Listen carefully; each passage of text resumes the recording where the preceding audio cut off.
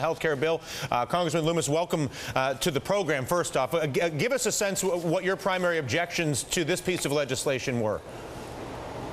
Oh, at a time that we have double-digit unemployment, it seems to be bad timing at best to be passing a $1 trillion-plus health care bill that takes decision-making away from individuals and places it on the government. Yeah. Why do you think there's such an emphasis on a debate of moving to government or government-driven health care plans of some kind and spending the money, which, again, I don't think anybody is against expanding coverage if we can do it in a way that makes economic sense and social sense, but it seems that there's so few in the government, Congressman, that are willing to break up the insurance monopoly and liberate free choice for all Americans, which would actually create much more cost control and more choice and more coverage. Why is there such an effort to protect the insurance monopoly?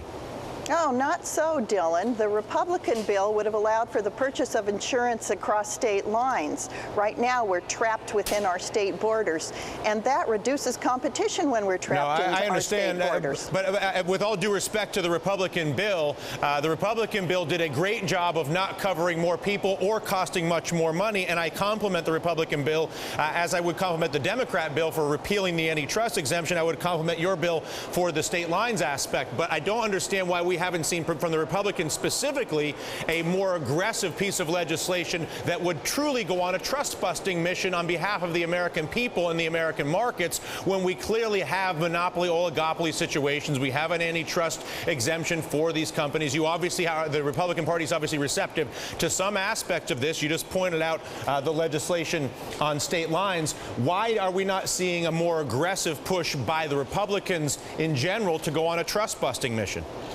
Well, the antitrust provision, as you point out, was in the Republican bill. So was a provision that would allow purchase. So was a provision that would allow people to keep their children on their insurance until they're 26 years old. So was a provision that would allow for trade associations and other associations to create insurance pools. All these create competition. All these help produce the oligopoly that you've described. If you were to look at where we go from here, knowing that there's going to be a struggle in the Senate, in the event this bill fails in the Senate, what would the Republican response be? In other words, do you think that the status quo in health care is best maintained if this particular version of legislation fails, or would there be an effort to try to actually get America out of the 37th spot in health care, albeit not necessarily with a piece of legislation like this? Republicans support health care reform. That is something that we agree with Democrats about. We just disagree about how to go about it. We disagree about how much government involvement is needed in making people's decisions for them.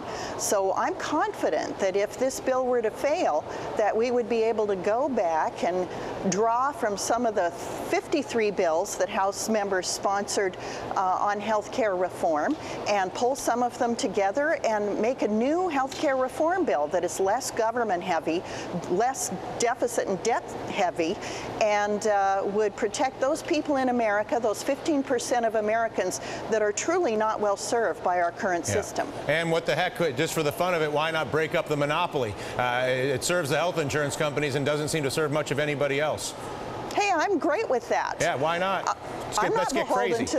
I'm not beholden to the health insurance industry. Great. In fact, as a private sector employer, it's frustrating to find out that just the day before your insurance is up for renewal, that you're going to experience a 15% increase without time to shop around. Well, you can't shop around anyway because there's a monopoly in so many of these states. It's crazy. Anyway, Congressman, thank you so much for the conversation. I do want to bring in Craig Gordon, White House editor for Politico, who's also been the primary editor for the site's health care coverage.